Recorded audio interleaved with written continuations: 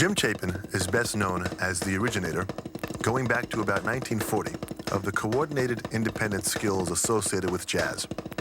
Hands and feet soloing against the cymbal ride. Jim credits a portion of his development of independence to the analytical, one-hand-at-a-time approach of his teacher, Sanford Moeller, who was responsible for many of the exercises in this video. Mr. Moeller died in 1960, and Jim continued to see him up until that time. His course of study, however, was of much shorter duration, 60 lessons, 2 a week, between November of 1938 and July 1939. Quote, "I could keep you here, Jim," Moeller said, "but you're doing my system as well, if not better, than anyone I've ever seen." End of quote. This video was about hand technique. More exactly, it concerns the quest for maximum speed and power with minimum physical exertion.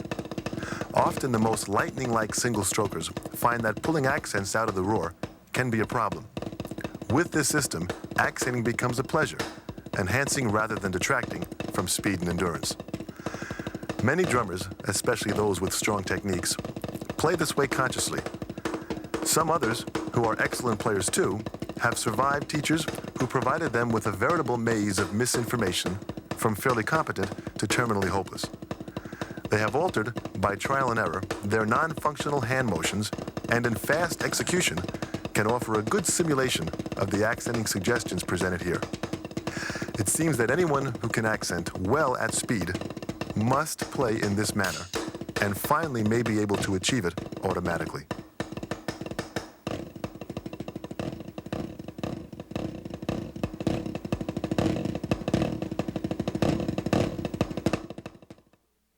Hello, I'm Jim Chapin, and I'm here in your living room or in your store or in your school, and I would like to talk to you a little bit about the techniques of drumming, especially as they affect the snare drum, especially as they affect the way you approach hitting the drum. Now, I studied about a little over 50 years ago. I started studying with an old man named Sanford Moeller, very tough old man. I went to him and I said, "Here I am, Mr. Moeller, I'm ready to study with you." He says, "Well, play for me a little bit." So I played. I've been playing a year and a half.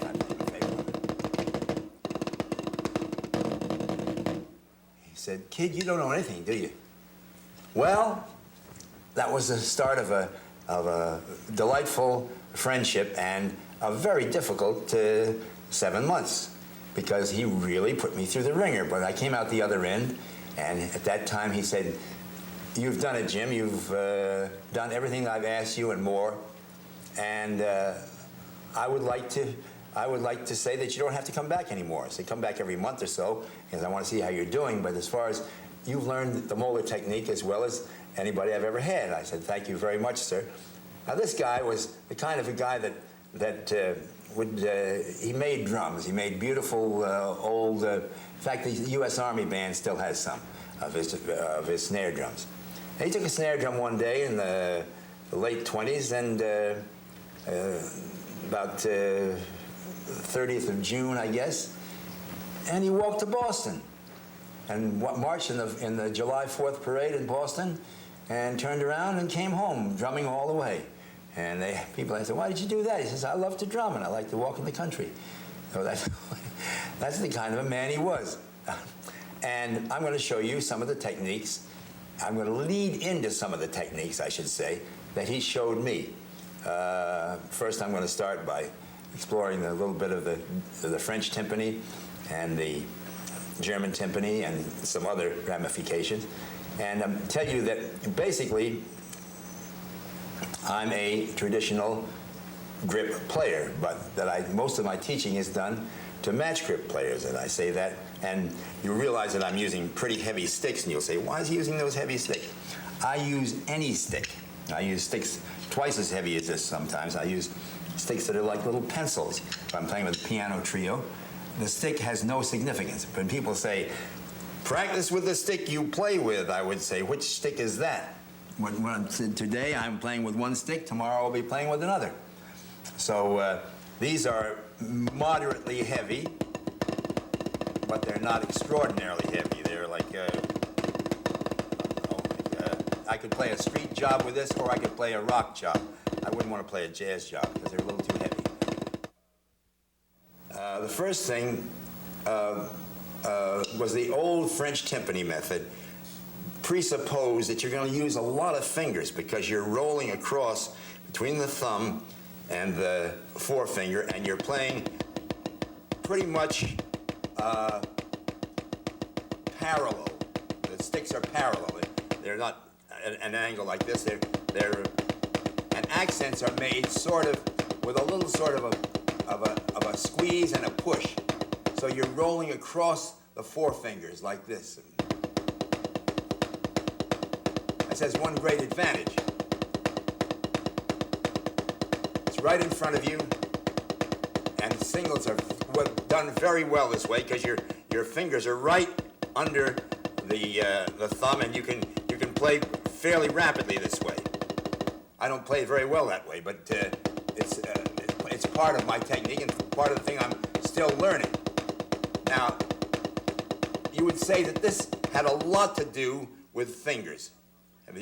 These fingers in under the thumb are working quite significantly. But in the German timpani method, which means that the hands are on top, like this, you're working more from wrist pronation, even though the fingers can enter into it very conveniently at certain times. For instance, now my fingers are working. Here they're not. See, the accent here is also kind of a little push. And the sticks, instead of being parallel, are at sort of a 45-degree angle. Almost all snare drum teachers who came from the symphonic school play or teach this way because it's very accurate. You're right you're pointed at the drum. The sticks are played with a kind of a little severe kind of a push accent. But the disadvantage of this is that you have to change it to go fast. You can't do this very fast.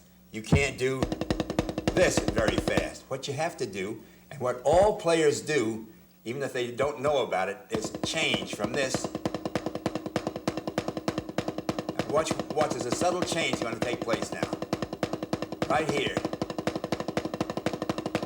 See, from this, 1 1 1 1 1 1 1 1 1 1 1 1 1 1. I changed.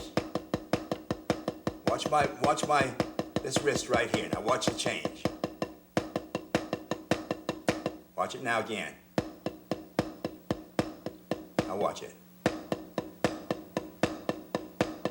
Obviously that's going to go faster because I'm only making one motion. Same over here. I can't do that fast. Most people do this automatically.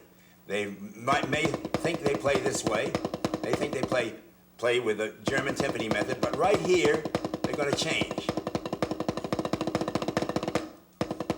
Otherwise, they don't get fast. They become like their arms become pistons. They don't get that relaxation that I'm getting here.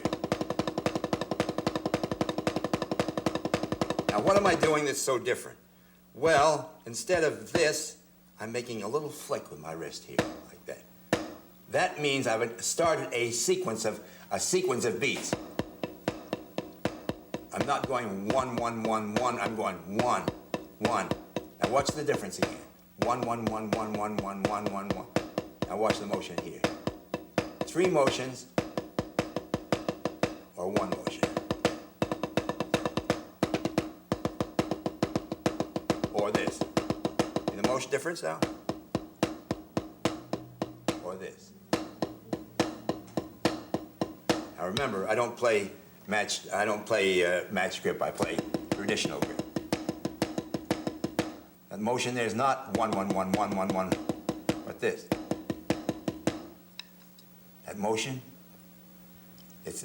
If I was going to do this and teach it in the way Moeller taught it, I would say, imagine you've got heavy crankcase grease on the tips of these fingers. And you're going to shake it off at the ground. This is with a traditional hold now.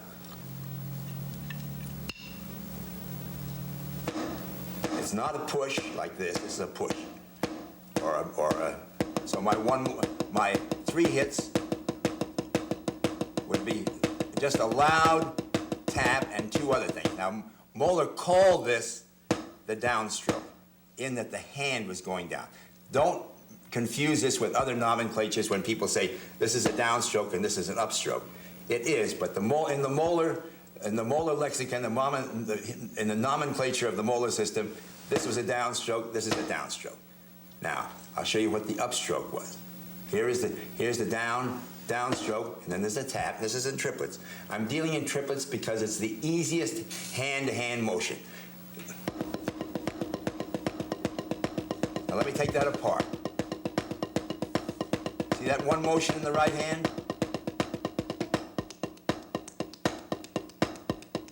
One motion, but 3 hits.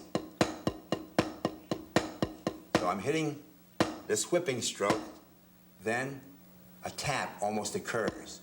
Then I have to get this stick in this position again to make that whipping stroke. So I hit going away. This is what he called the upstroke. Down, tap, up. Down, tap, up. Down, tap, up. Now you want to notice something. You don't see this. You're not seeing down. Because it's easier. You can do it this way. I can do it this way out of the German timpani method. But it doesn't have the freedom it has out in here.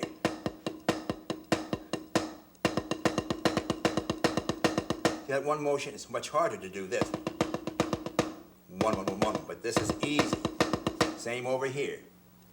Here's the traditional left hand. Down, tap, hit going away. Hit going towards the pad, a tap, and then hit going away. Notice, after that whipping stroke, I'm accepting a rebound. So that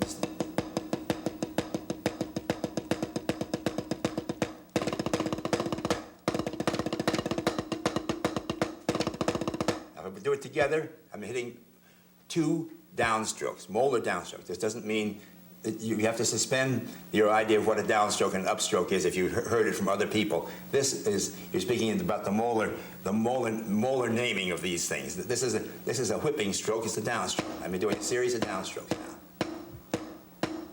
Now I'll turn this into a triplet.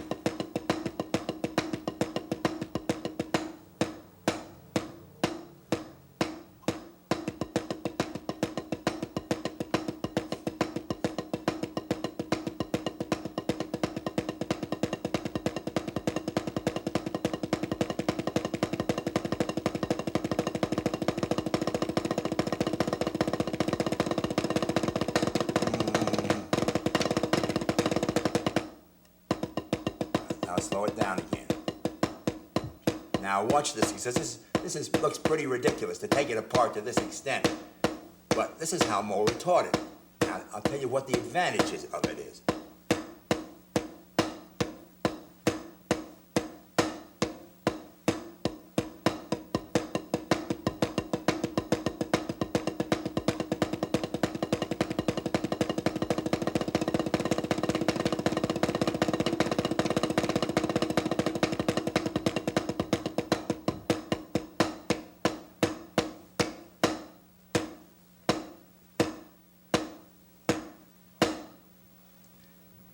Say you have a car, and you have a pretty nice car, and it goes up to 60 miles an hour, no problem. 60 develops a little shake. So you have a friend who's a mechanic. The mechanic says, give me that car, let me look at it. He says, there's a lot more in that car than you're getting from it now. So you give him the car, and he puts the machine on it, and he times it, and he gets the cylinders when you give it to him, the cylinders sound. You get it back up 2 days later, and you hear. You get out on the road, and you take it up to what you think is 60 miles an hour. You look down at the speedometer, your foot's been in the same place. You haven't changed anything except the motor is now synchronized. Everything is going together. It's put together, and you're no longer working on six cylinders instead of 8. It's going like this. Not going like this anymore. You're going. So you're up to 90 miles an hour, and you look at the thing. How is that possible? Well, that's what Sanford Moeller did for me 50 years ago. Made me do this. Okay, here's one hand at a time. Downstroke, big whip, whap. You see how I'm coming back? Coming right back to here and stopping. Now there's my arm hasn't moved after this. Tap, up, down, tap, up. Now you see I'm not coming back like this. He didn't want to see the palm of your hand.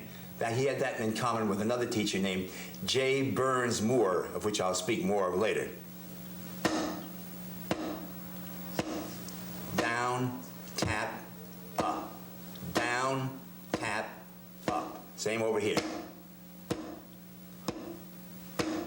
Your whipping stroke, same match grip.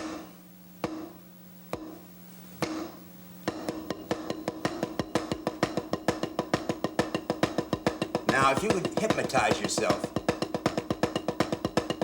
you could almost believe, when you look at this video, say, that old man's not really playing those sticks. There's a force field in here, and those sticks are just toggles. He's sticking them in the force field, and they're playing themselves. He's just holding on to them, because it's halfway true.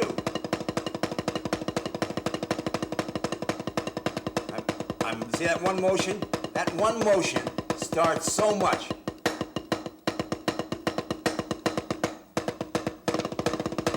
See that one little motion there?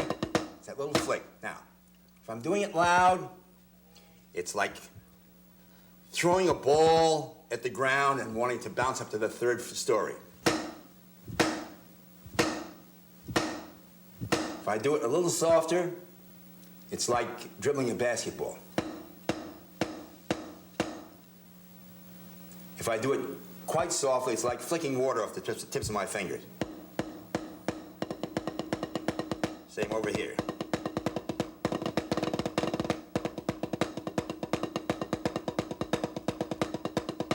I'm getting ahead of myself. That's an exercise you're going to see later.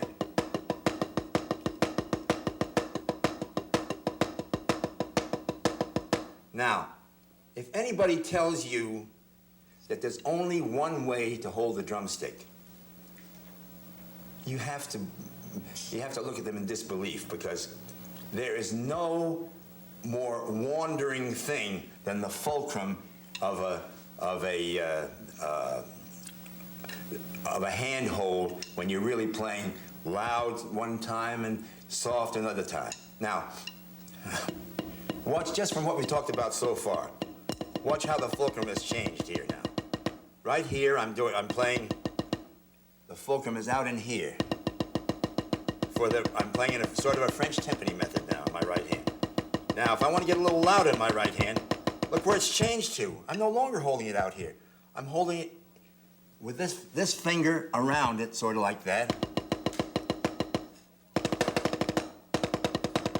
No longer out in here. In here. Now watch when now this is quite a bit different, though it has certain salient qualities that are the same as the Moeller system. Because there's only a few ways to accent well, and this is the best of them as far as getting a loud, strong sound and getting a continuous hit. See, what I'm doing is I'm doing somewhat the same in a sort of a French hold way. I'm getting the same kind of an accent as I got out here. It's not as satisfactory for this particular thing, because the French hold is better for single strokes and better for crescendos. Not as good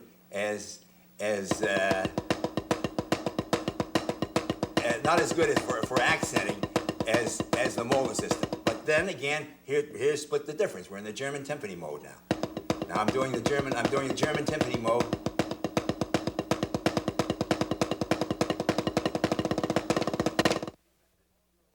Now inside this German timpani method, See, I'm doing it pretty purely now, 1, 1, 1, 1, 1, but I can also, in spite of the fact that I'm not really out here in this other 90-degree position that I'll talk about in a minute, I'm in this 45 position, I can almost get a pretty good, by drooping my hand instead of playing with a flat hand like this.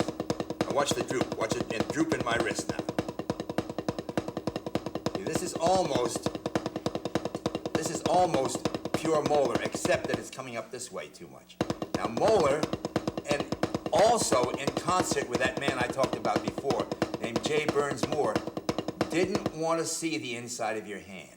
They didn't want to see that. They wanted to see the back of your hand. Now, if I'm out here, watch what happens. I'm not doing this. I'm not doing wrist pronation. I'm not doing this. I'm coming up with a forearm turn. Now watch wrist pronation. I can only get to this point. This is a symptom or symptomatic of the German timpani, that you're coming up this way, and this is what you want to see at the top. You want to see the inside of your hand. Moeller and J. Burns Moore didn't want to see that.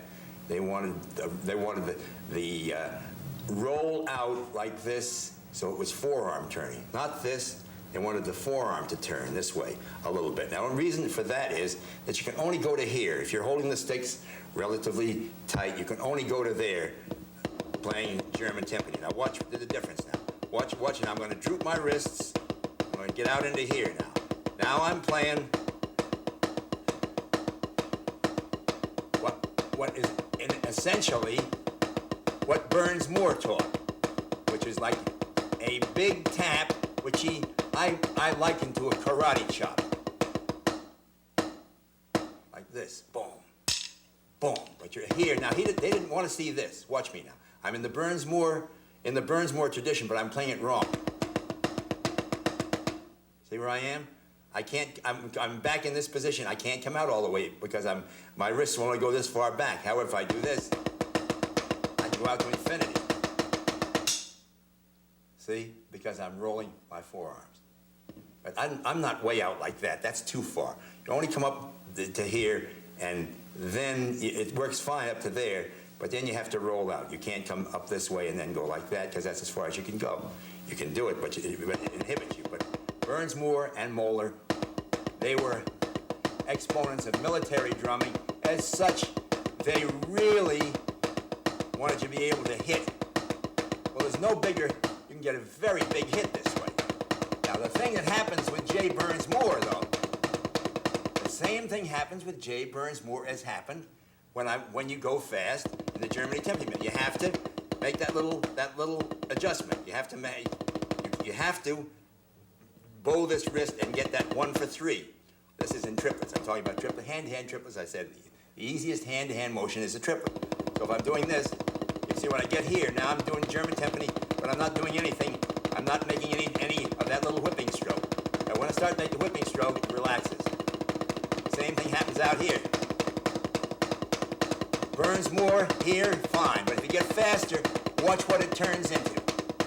Watch what it turns. Watch the whipping stroke. Now that is, even though it starts off as Burns Moore's karate chop, turns into the Moeller downstroke, tap, down, tap, up. Now here's Burns Moore, Moeller. Again, Burns Moore.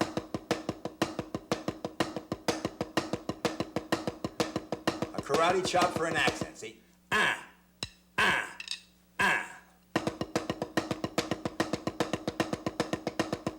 watch, I'm going to turn it and I'm going to let it assume its own identity.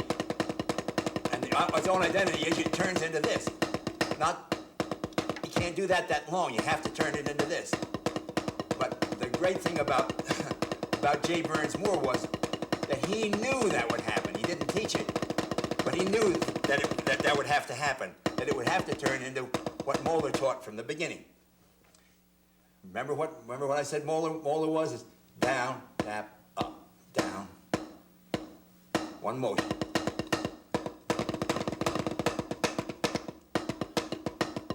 See the difference now there? Burns Moore, Moeller. See the difference in the way the wrist is doing this, the other was doing that. Now, soft, I can turn this, this is, because of the position here, this is German timpani. I call it German. But I can do that little thing. I would call this a modified soft Burns Moore. Because it's out here as opposed to this. See, this comes up like this comes up like this. See the difference? One is this, one is this. Okay, now, you can see, watch the position of my hand now. If I'm doing it very lightly, where am I? Well, I'm way out in here, in that position I talked about before. If I roll it back here, so it has some kinship with this. See, if I just roll it back, I've discovered this fairly recently, so it's not, I mean, that proves how many things you can probably discover for yourself by not being caught in what I have to say or what anybody else has to say. Think for yourself. And if somebody shows you something that's good, believe it or discard it, but examine it. Now this is basically the light hold for French timpani. But it's also, if I move the thumb over here, a light hold that I could use for German timpani. And coming over here, it's a light hold for Burns Moore or Moeller. Right out in there. See, actually these fingers are, I have all my fingers around it, but the main pressure points are here. Now if I get a little louder though, that's not so good. Why? Because just to hold the stick in my hand when I get louder, I have to squeeze too hard. Now, so what do? Well, I got a little more friction if I move from here back to here and let it slip along the forefinger. Now, what does that mean in French timpani? Look, how many times you've seen guys play like that? This is a little louder. It's not as delicate. It's a little louder, right? So now here, that's the typical. Actually, it's watch in the French timpani. Here it is going across towards my body almost. Here the line is direct down here and it's going across this crease here. But it's kind of sliding, when I do it loud, it's kind of sliding along in here. And the hold is here, almost like that. Except out here I probably use two fingers, but it has elements of that. Think of the elements. See that finger there? Now watch it. Now I put all my fingers on it. It's not that I only use this finger, all these fingers, but the main hold is here, between here, and maybe a little reinforcement from this finger, and it slides along here. The fulcrum is no longer out here. Now it's not only changed back, it's also gone up one notch in my finger. It's gone back to here. So I got that. So now watch it. Watch it when I'm out here. Watch that same thing. My whole hand is around it. But I'm sliding along here. I'm no longer in that position where I'm flicking water off the tips of my fingers. I'm more like dribbling a basketball. Now comes the thing that's pretty funny. If stadium players, the guys that have to play with these huge against these huge amplifiers and have amplified drums themselves, but oftentimes they're not as powerful as the amplifiers for the bass and the guitars. They have to play so loud that just to hold the stick in their hand, they have to have a lot of meat on it. Otherwise, they get all kinds of calluses and everything. So you can see how stiffly I have to hold this stick to hold it out in here, right? I have to squeeze it. But when I get it up in here a little bit, not so bad. See, I've got a little friction. So on the stick, my arm is pretty loose when I do that. Here, great control. Now this is not much control at all from here. See this? But look where it is. It's way back in my hand.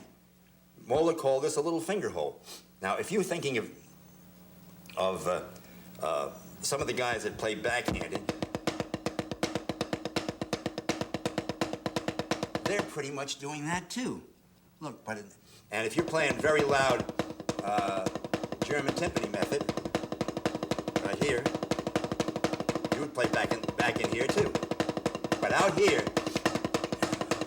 this is like taking a ball and trying to bounce it as high as possible. See where the stick is in my hand? Way back in here. Now, I am not going to follow this all the way in because it stings your little finger like mad if you do it right. So you do it one time, and as you're up in here, you're pulling from your little finger. You're digging your little finger into it and pulling like this. So the stick goes way back to here. Or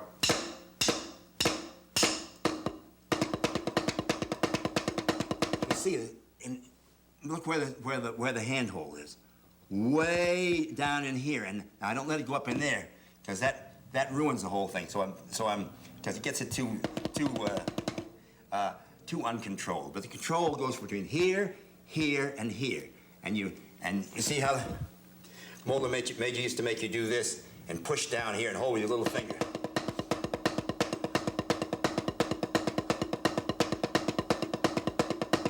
See how big that is? Same with the Paradiddle. See the accent?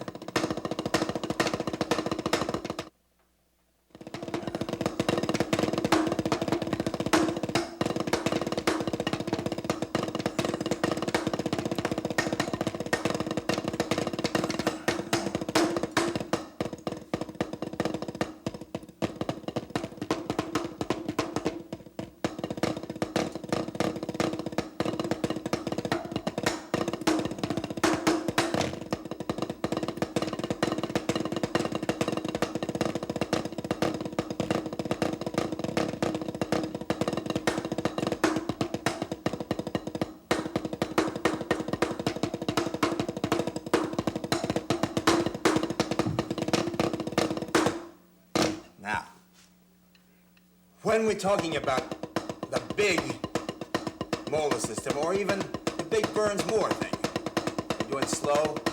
Remember what I said, how it turns into, if you do it loud enough and fast enough, it has to turn into molar. Because these accents only go to a certain speed, these big accents, without getting this thing going. Now, I'd like to tell you how to get into it now.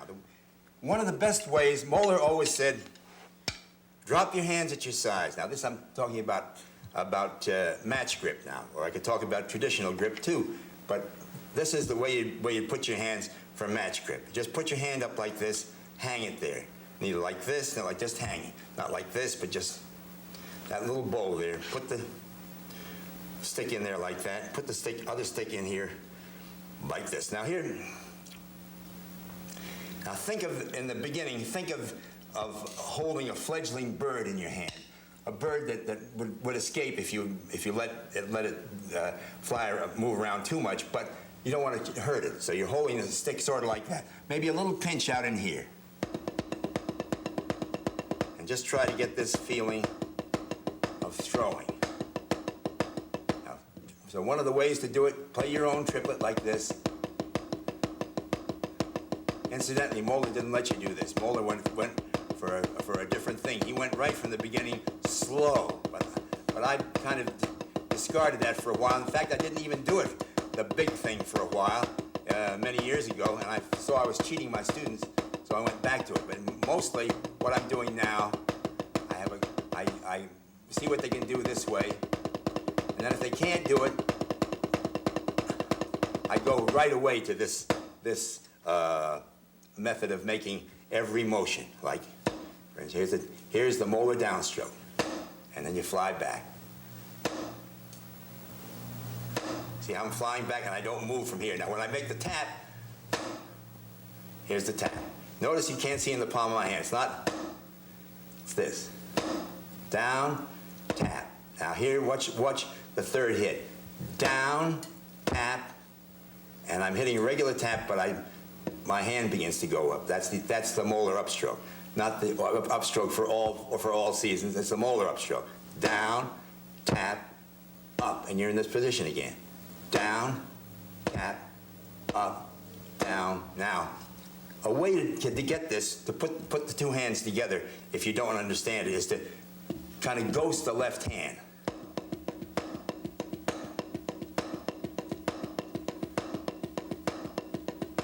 If you have problems doing it. And most of all, one of the most important things is look in the mirror. You really can't, sometimes you think you're playing both hands the same, and one hand will be like this. You'll have, and you can't really see it. But if you look in the mirror, you can see a lot of errors. So now here's the ghost stroke. Same over here. So now here's one of the things that Moeller did later on was to do this and then slip the other hand in.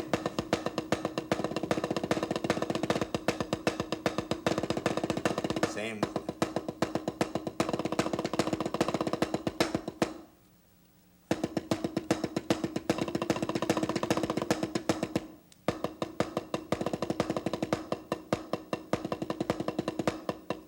Now then when you get the idea that you can do it, then here's another exercise.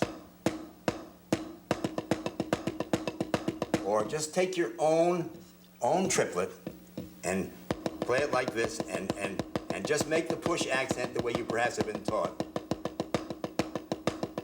Once you hear it, say, I'm not going to push for this accent, I'm going to throw for this accent. But one thing you have to remember is that if you throw for the accent and don't accept any rebound, then you're going to get this. You're not going to get it. So you have to accept the rebound. Now, one of the other things that Moeller taught, J. Burns Moore taught, George Lawrence Stone of Boston taught, he wrote Stick Control, is stop at the top. In other words, you don't do this.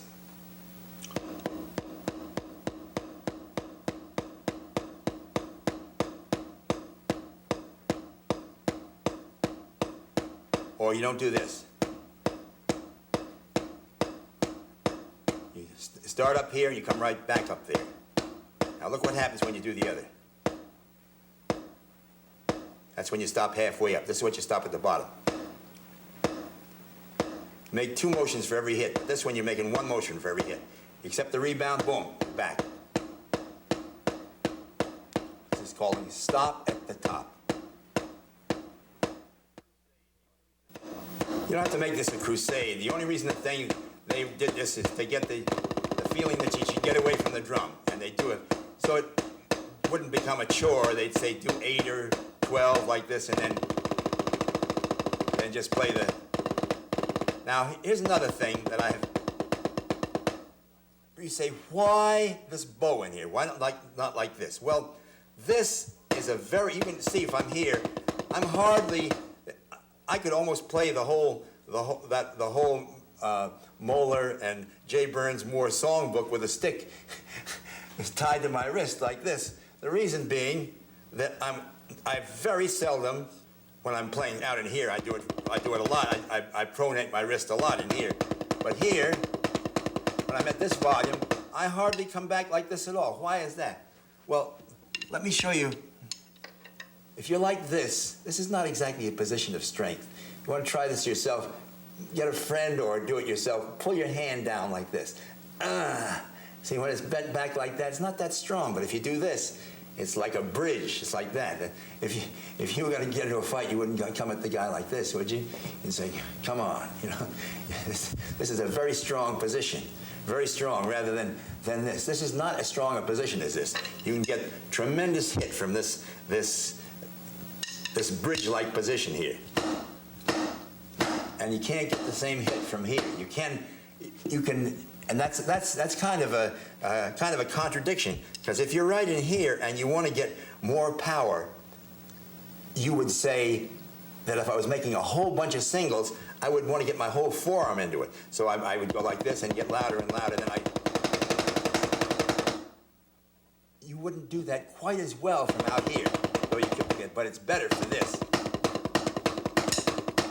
It's stronger for this than this. For this might be stronger for playing every accent. Of course, you're working very hard, or because you're using forearm. But this is not as good as that. See that position? But that's kind of a contradiction, isn't it? But believe me, it works. This is far stronger than this. But not for this, because you're getting your forearms in. Forget about it. Forget about the molar system if you're only going to do singles.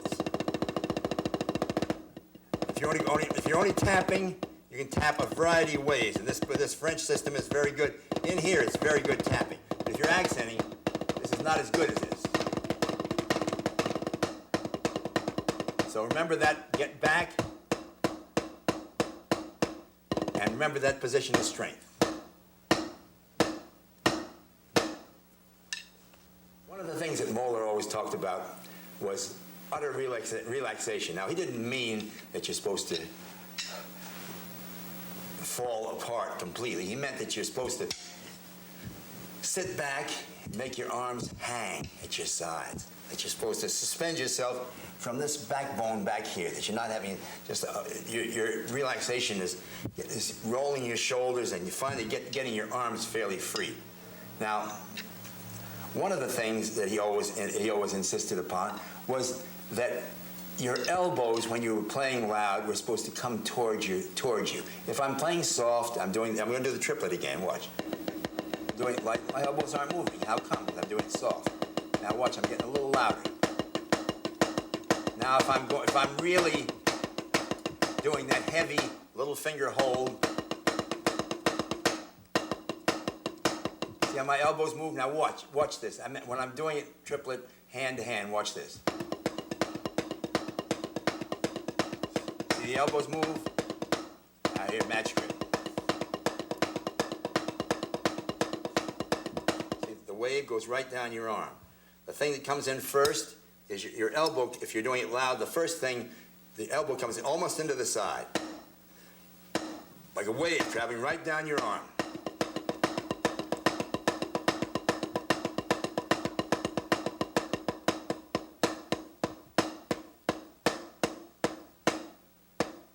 See my elbows?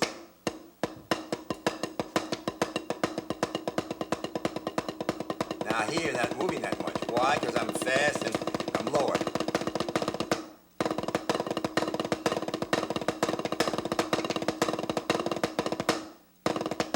Okay, now I'm going to give you a couple of exercises that go along with the sheets.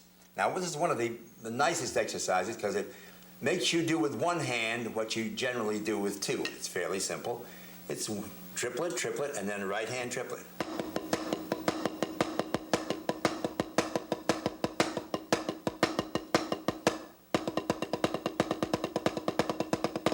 And then I'll do it traditional grip.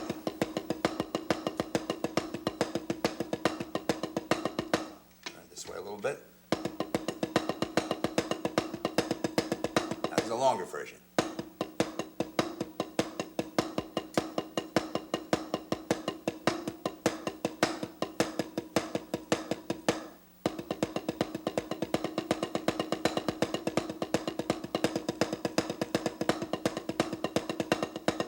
The motion is just Same over here, but little roll, the traditional grip.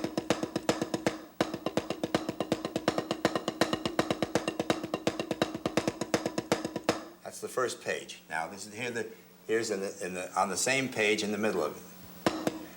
Paradiddle, paradiddle.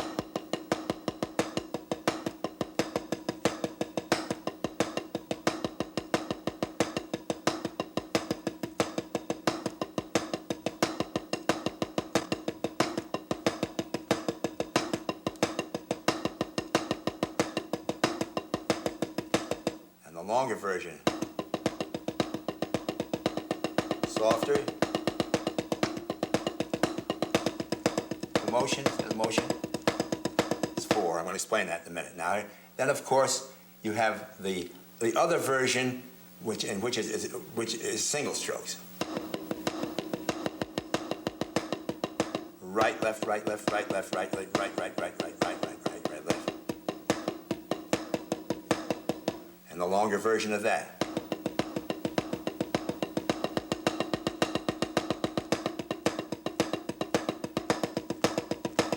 Motion, a nice motion.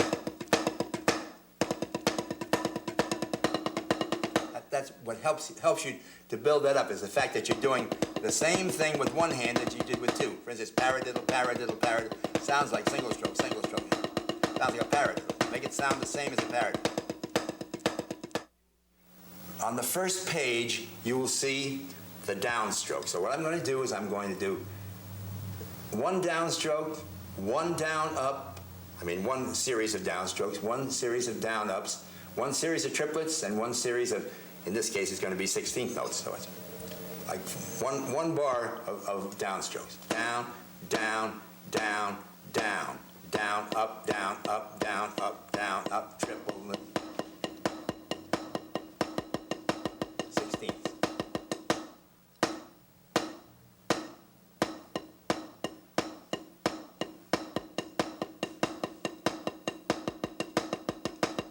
Same with the other hand.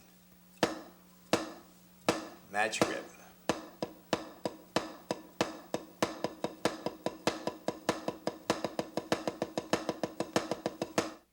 The molar system gives you kind of feeling of a dance in midair, and because of the way your arms move and the way the sticks fly for you. All this is exercise 1 on, all it consists of is, in this case, it's 2 double paradiddles, a paradiddle, and then the same thing on the other side. So it's paradiddle, paradiddle, para.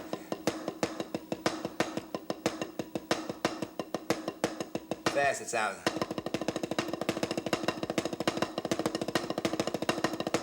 Now, again, paradiddle.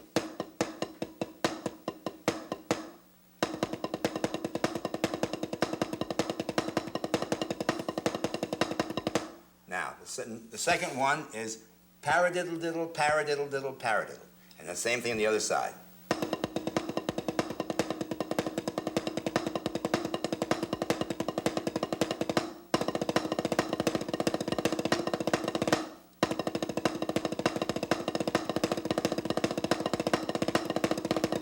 Etc.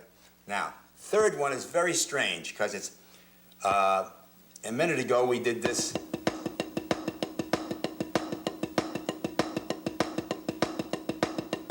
Down up, we did the down up like this. Now I'm putting a single note in the middle of it. But instead of that, now I'm going to put 2 notes in the middle of it. See, there's a down up, paradiddle, down, up, paradiddle.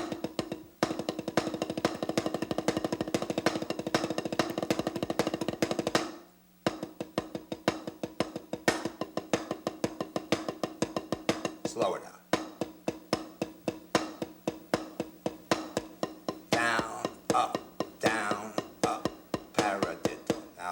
Here's another one, the fourth one, is an exercise.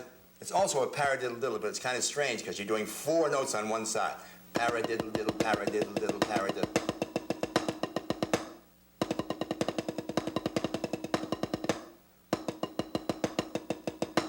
Now watch this. This really shows you where the dance in midair comes from, because you're going up slowly, watching this other side.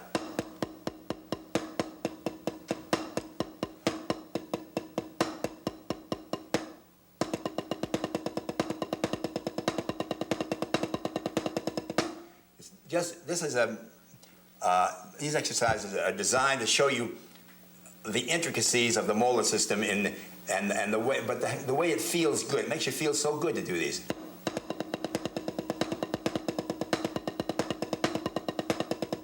See, you have a feeling of accomplishment, I think. Now,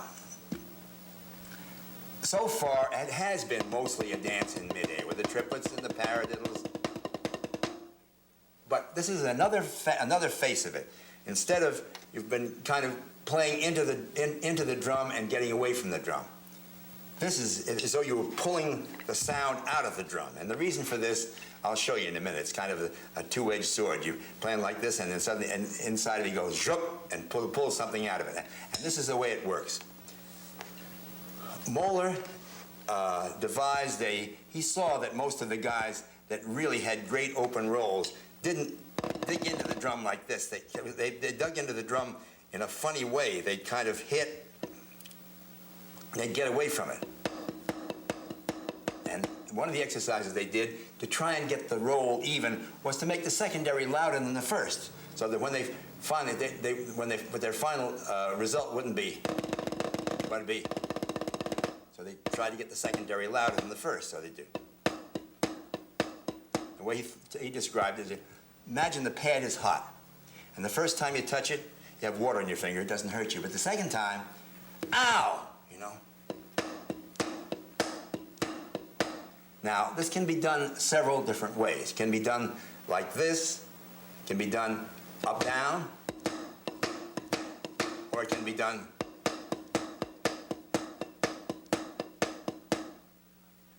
perfectly valid things, but they're not so good for this particular double stroke roll. You know what I'm doing now? I hold the stick loosely, hit it once, then imagine the pad is hot. Ow!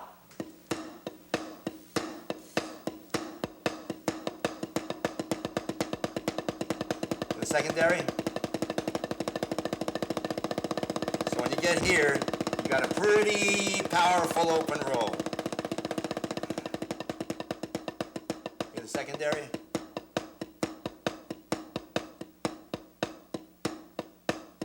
Now here's another way to do it.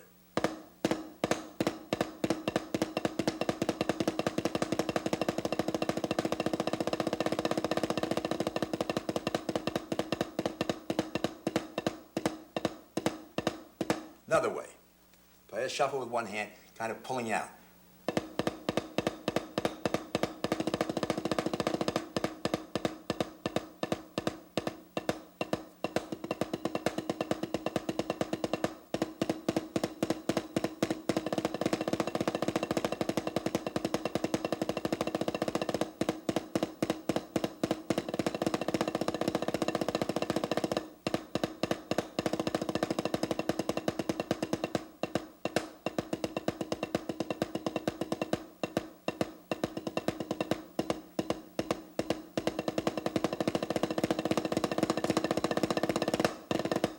Now those three give you a pretty good shot at an open roll. Of course, for years I tried to make a buzz roll. This is where Moeller kind of screwed me up in a way. I tried to make a buzz roll in that same strong position.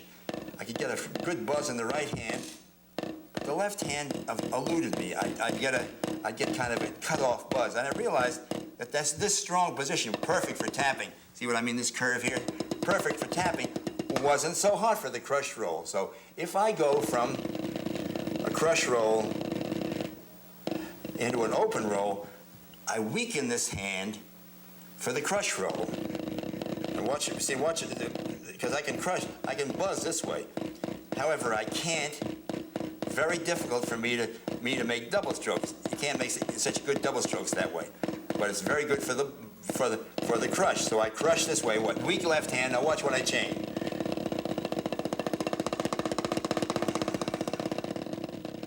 See how it's weakened now? Now it's because it's bent back like this.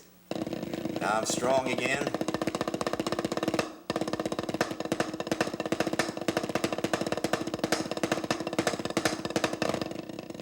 Back weak again.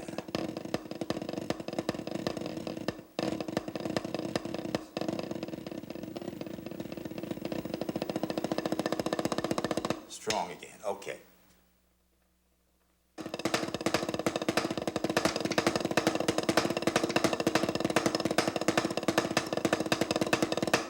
So much for the double stroke now. Now let's do three.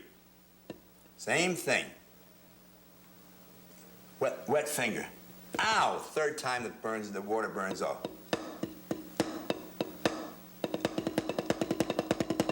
See?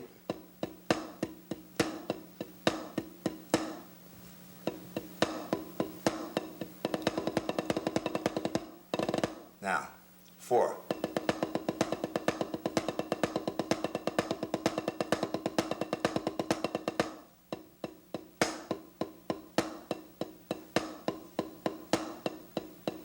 Do 5 if I wanted to, but I won't do that. I'll do 6.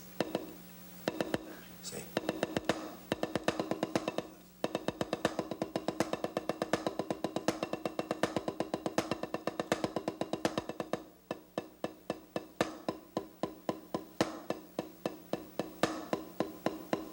See that?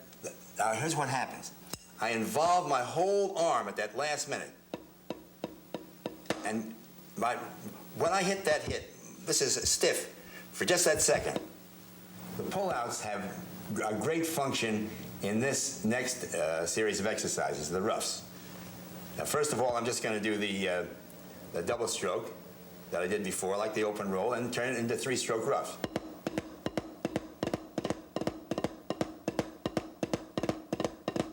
Same thing, 4-stroke rough.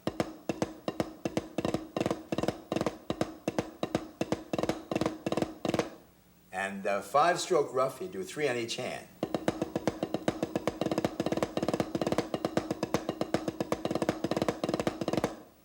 And this is the 5-stroke rough also, but in binary time rather than in 3.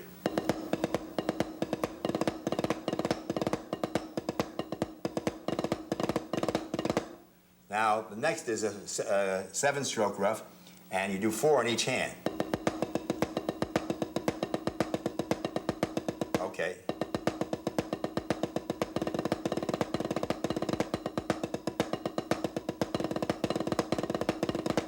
Now, if you go any further, you could do 6 on each hand, but I'm only going to do 5, so it'll be a 9-stroke rough, be parts of the triplets. Right? 1, 2, 3, 4, 5, 1.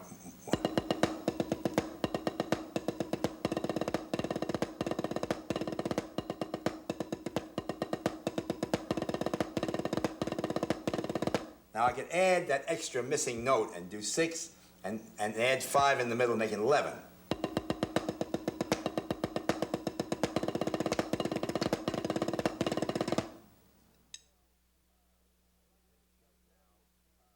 I'd like to discuss now the various hand holds. I've already talked about them, but there's a lot of little ramifications, a lot of little intricacies that it's good to explore, so you don't get the idea that you have to do it my way necessarily, everything this way, everything that teacher says. You don't have to do anything that you don't feel correct in. If somebody can do it better than you can do it, you better learn that way. That's what happened to me.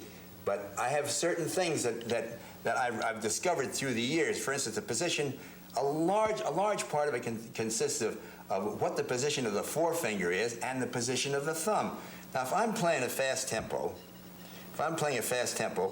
I might do one of two things. I might play with a kind of a pinch up in here, and kind of a fake cymbal beat.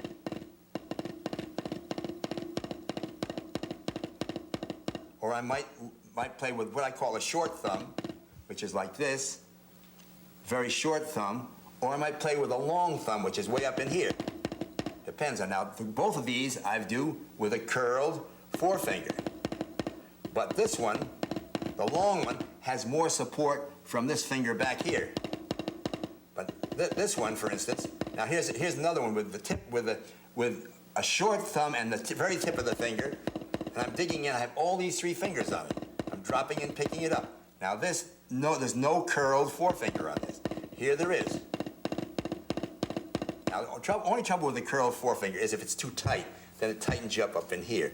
You can do any of these things that I've talked about. This is, for instance, here it is. Here's that light hold out in here that I told you about in the French grip. Here it goes through the German big grip. Here it is in here. It's all out in the tips of the finger.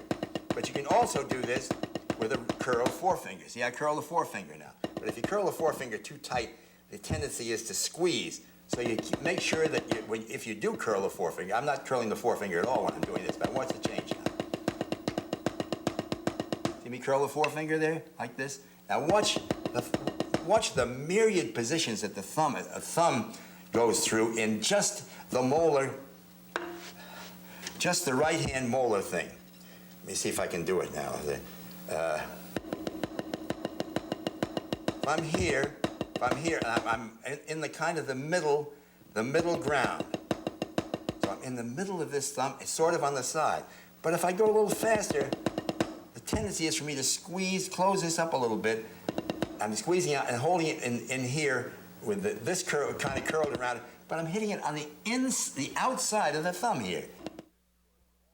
There's many nuances, of course, to all these holes. I'd like to explore some of the major ones that happen in my playing. Now, when anybody, as I mentioned earlier, when anybody tells you there's only one way to hold the stick, I would question that very severely, because even inside the molar thing, look how many different ways I'm holding just my thumb position and my finger position in the right hand. Now, if I'm doing it light, I'm down in here. But if I do it faster, I'm in the middle of my thumb now, right in the middle of my thumb. But if I do it faster, I come over towards the outside of my thumb. Watch.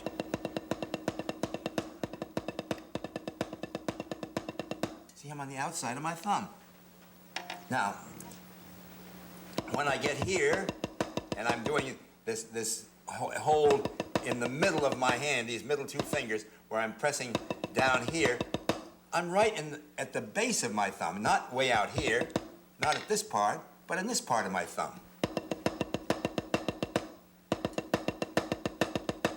Now watch what happens to my thumb when I'm playing in this little finger hold. My thumb is hardly on at all, just as a sideboard, kind of holding it from going up into there. So it's kind of the extreme inside of my thumb and way back down here. So my thumb wanders all over the stick, as does my forefinger. Now some people, I don't do it very much myself, some people curl their forefinger quite a bit. I do it at certain times. I do it quite a bit when I'm playing really fast tempo. But sometimes I play with a short thumb this way, with the tip of the thumb dug in. Sometimes I play with a long thumb. Sometimes, if I'm playing really fast tempos and I'm doing a fake, I'm playing on that same kind of outside of the thumb when I'm doing the fake. This stick is a little bit heavier for that kind of. See, now I'm way on the outside of the thumb. Now watch my forefinger when I'm playing fast tempos with the short thumb or the long thumb. Curved forefinger. Now I can play it here with the curved forefinger. So there's a lot of variation. Sometimes I slide along my forefinger. Sometimes I'm pinching up in here. Sometimes the forefinger is being hit this way, and my thumb is holding it up in there. So there's a lot of variation in the hand holds. Now look at the left hand, for instance. Not that many variations in the left hand traditionally. Of course, all these same things hold true for the left hand if you're playing match grip. And you can see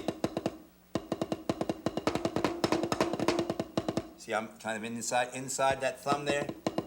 Now I'm doing the kind of pinch there, and now I'm doing the long thumb and the roll curled forefinger. But here's about the only changes that take place. My hand is not like this. I'm not doing this. I'm doing this. Now, where does your shock come? The shock comes not across these bones here that are badly covered, but down in this fleshy part. I already explained that tapping, this is far better than this, and of course it's great for those quick double strokes, but not for the buzz. The buzz comes out in here. That's the only time I change from this. Because this tapping is fantastic. Now, everybody says, oh, you have to keep a firm fulcrum in your left hand. Look how unfirm that fulcrum can be.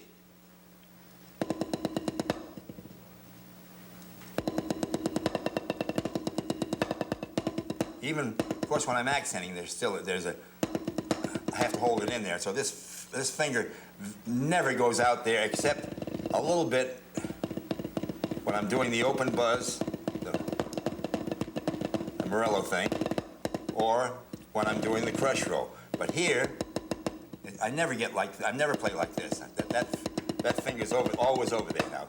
I know some guys that play very well with the finger off like that, but I don't like to get calluses in here. And this when you play across this bone, you get a lot of calluses there if you're playing loud. However, I can play very loud this way because the shock is coming down in here.